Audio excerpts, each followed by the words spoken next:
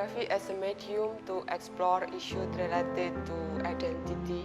I've been working on Catholicism in Indonesia. At this project, my surname is I documented my family reunion.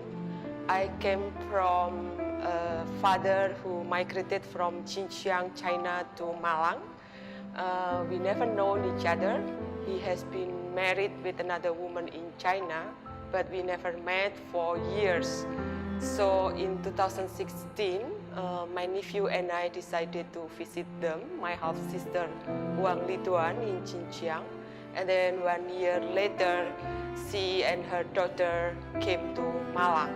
So again, I use photography to document another element of my identity, my family root. I'm searching for the family root into the family reunion.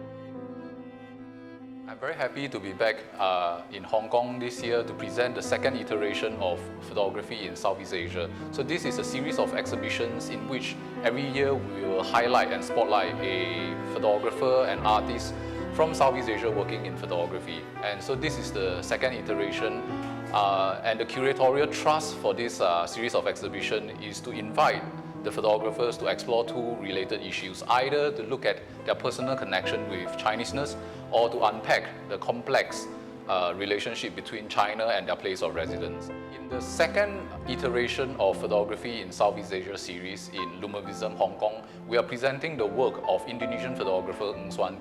She is an important photographer and educator currently based in Jakarta.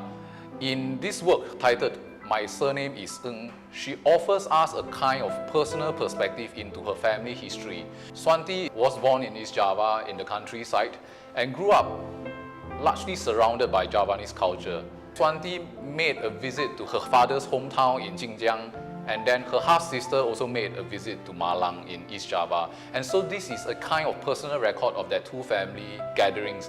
And through this personal record, Swanti begins the long and complex process of reflecting upon her sense of identity as an Indonesian Chinese based in Java.